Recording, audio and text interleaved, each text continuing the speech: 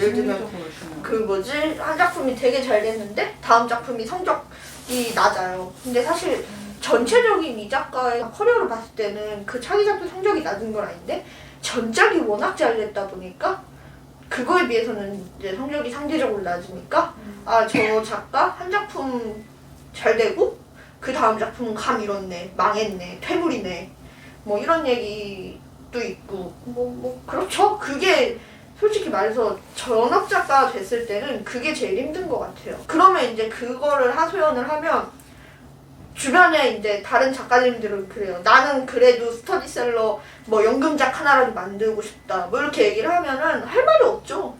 야, 뭐 글쓰기 힘들어. 나는 한 달에 뭐 100만 원도 못 버는데 작가님은 뭐 그거 글쓰기 힘들고 그거 한 작품 망해도 전작이 한 달에 한 1,000만 원씩 벌어다 주는데 뭐가 힘들어요? 이렇게 얘기를 하면은 사실 할 말이 없죠. 근데 그거는 공감이 아니라 비난에 가까운데 그러니까 그래서 좀 전업 작가 그러니까 상위권 작가들끼리 노는 이유가 사실 다 있어요. 냉정하게 말하면. 왜냐면 그 지망생분들 입장도 이해는 돼요. 저번 생각해봐요. 나는 망해갖고 달에 100만 원이라도 벌었으면 좋겠는데 여기 앞에 있는 작가가 앉아갖고 막 펑펑 울면서 이번 작품 1억밖에 안 나왔어 이러면 진짜 때리고 싶잖아요. 솔직히 좀 세게 말하면 솔직히 그 기분 나쁘잖아요. 그러면 당연히 좋은 소리 안 나오는데 근데 이 작가님은 진짜로 예를 들면 한 작품당 막 기본 3억 4억 이렇게 매출 내던 사람이 1억을 냈어요. 그럼 이 작가한테는 충격이에요. 그게 반토막도 더 그렇죠. 반토막도 더 난 거니까 이 작가한테는 충격이니까 본인은 위로를 받고 싶어서 나 이번에 망했어. 매출 몇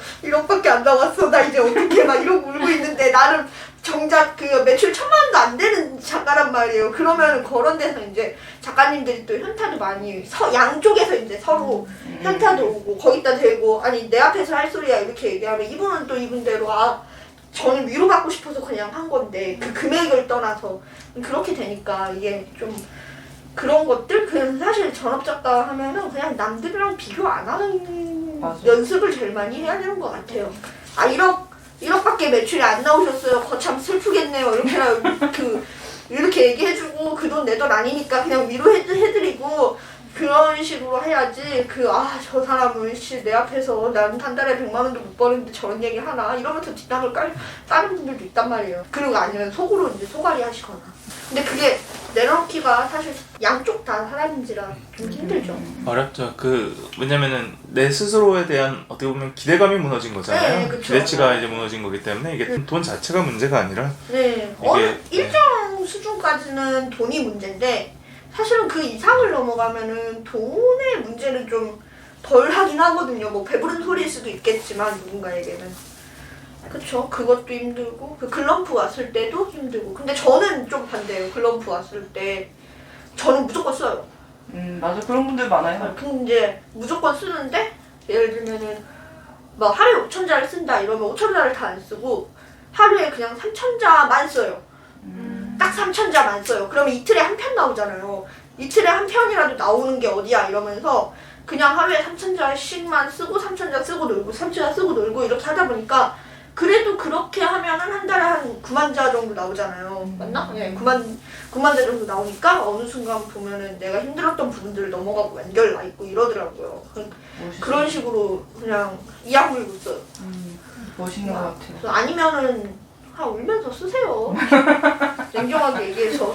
그렇죠. 그러니까 제각기 그 힘듦을 돌파하는 방법이 있죠. 근데 약간 그런 거죠. 작가들이 가장 큰 장점이자 가장 큰 단점이 작가라는 직업에 그 뭐 경제적인 거든 말씀하시는 뭐 멘탈적인 거든 뭐 댓글 뭐 기대감 개인에 대한 기준 이런 것들이 다 본인이 알아서 능력껏 할 수 있는 거지만 약간 그만큼 다 자기의 책임이기도 하다는 그쵸. 거. 맞아. 그러니까 본인이 온전히 다 자기 몫이고 자기 책임인 거. 그게 어떻게 보면 최대 장점이고 최대 단점. 어떻게 보면 최대 단점인 것 같아요. 맞아. 아니 잘 돼도 다 내 맞아요, 탓, 맞아요. 망해도 내 네, 탓. 다. 그러니까 힘들면 상담을 가고요. 힘들면 병원을 가세요. 아니면 여자들은 뭐 네일 아트 하러 가세요. 네일 아트 하러 가고 이거 4시간 걸리는데 4시간 동안 내가 하고 싶은 얘기 해도 여기 언니 다 들어줘요. 아니 진짜 그렇게 해갖고 제가 이제 진상받다는 건 아니고요. 진짜 그렇게 해갖고 스트레스 풀러 온 사람들 다 많아요. 4시간 동안 옆에 앉아서 듣고 있으면은 자기 집안사부터 연애사 막 한 달 동안 있었던 일, 스트레스 받는 일 다 얘기하면 언니가 어우 그러셨겠군요. 어우 그래요. 막 이러면서 다 받아준단 말이에요. 아니 근데 정말 갑자기 궁금한 건데 그거 그렇게 있으면 안 불편해요? 타자치기? 네. 아. 손가락으로 답답해서. 치세요? 네, 손끝으로. 아, 손. 아. 그러니까 어쨌든 그거라 그러니까 내 얘기를 들어주는 내일한테 하러 가라 이거 아니고 내 얘기를 들어주는 사람을 맞아. 좀 찾아서 그렇다고 해서 막 친구 붙잡고 이렇게 얘기하는 것보다 그냥 직업적으로 내 이야기를 들어주는 네. 사람 뭐 상담사가 됐든 간에 하다못해 병원이 됐든 뭐 아니면 이런 뭐 맞아요. 이렇게 뭐 쇼핑이나 뭐 이런 걸 하든 내 얘기를 좀 들어주는 사람을 찾아갖고 도움을 좀 구하는 것도 맞는 것 같아요. 그만큼 힘든 직업이에요. 이게 왜냐면은 심리적으로 의지할 수 있는 곳이 별로 없고 나 혼자서 모든 걸 책임져야 되는 거기 때문에 이제 뭐 직장 가면은 팀 단위로 움직이잖아요. 네, 맞아요. 그러니까 내가 혼자서 뭔가를 다 책임지는 게 아니라 팀 단위로 책임을 지는데 여기서는 내가 정말로 혼자서 다 책임을 져야 되니까 그런데 뭐 힘들어도 그거에 대해서 상의를 할 수 있는 사람도 별로 없고 그쵸, 이게 작가님들한테 네. 상의를 한다고 네. 해도 솔직히 말해서 내 작품 아닌데 그쵸, 네. 맞아요. 진짜 까놓고 말해서 내 작품 아니잖아요. 아니, 그러면 그리고 공감해주는 게 한계가 있어요. 아니 그리고 그분들이 정말로 공감을 열심히 해주고 조언을 최선을 다해서 해주셔도 그 조언들 안에서 또 결국에 선택은 또 내가 해야 돼. 그렇죠. 결국에는. 네, 네. 그렇죠. 좀 그렇죠. 네. 그런 게 되게 외로운 직업인 것 같아요. 외로운 직업이니까 네. 취미를 많이 네. 만드시고 네. 심리적으로 매우. 응. 네. S 작가님께서는 좀 혹시 뭐 어려우신 일이나 좀 이런 게 제일 힘들었다. 오늘 작가님들이 앞서서 다 말씀해 주셔서 네.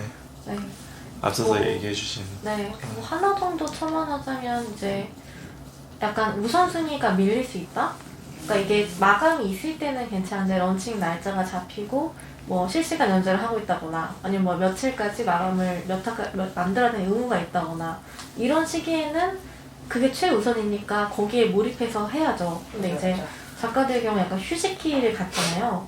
그럴 때 이제 비축분 원고를 써야 되는 시기에 만약에 뭐 집안에 어떤 일이 생겼다. 거나 예를 들어서 뭐 아이가 있으신 분들은 애가 아프다. 그러니까 여러 가지 사건들이 터질 수 있는데 그런 것들의 우선순위가 약간은 이제 직업적인 것들 조금 더 뒤로 밀릴 수 있는 경우도 있더라고요. 맞아요. 네, 결혼하신 그런 거를 분들. 네, 밸런스를 잘 맞추는 게 워라밸을 맞아. 일 안 하는 줄 알아. 제 친구 중에서 한 명 그 원래 이제 일을 하다가 웹소설을 써보고 싶다고 해가지고 이제 좀 준비하고 있는 친구가 있는데 이제 와이프가 일을 하고 있어가지고 본인은 이제 다른 이제 직장에서 일을 하다가 좀 이제 좀 저축 좀 해놓고 나와서 이제 준비를 하는데 처음에는 이제 막 글을 하루에 한 편씩 써서 주는데 얼마 전에 그 딸아이가 이제 좀 아픈 이게 좀 장염이 걸려 딸아이가 조금 아프고 이러니까 그 딸아이 케어를 본인이 이제 다 해야 되는 그쵸. 상황이 된다고 그래가지고 그때 이제 글을 조금 이제 원래 하루에 한 편씩 써서 저한테 주기로 했는데 써서 못 주고 그 사건이 좀 지나가니까 이제 또 본인이 좀 몸살이 나가지고 이제 또 좀 못 주고 맞아요. 약간 그러면서 이제 저한테 아 이게 하루에 한 편이 쉬운 게 아니구나 이 얘기를 하더라고요. 그래가지고 제가 아 너는 하루에 한 편이 어렵다는 것도 배워 나가야 된다. 그 과정이다.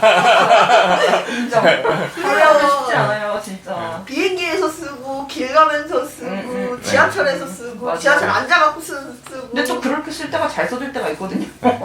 제가 한 번씩 핸드폰으로 5,000자 써본 적도 꽤 많아요. 그렇게 불편하고 이 컴퓨터가 눈앞에 있는데 그렇게 불편한데 굳이 핸드폰으로 가끔 이렇게 핸드폰을 하는 게 잘 써질 때가 있어서 네, 그런 것 같아요. 그렇습니다.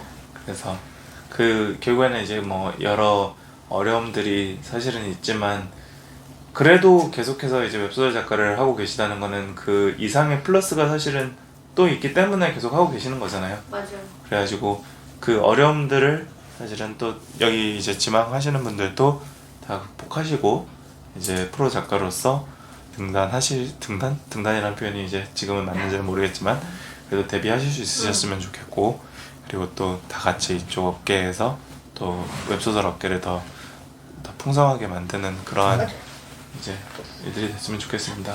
네.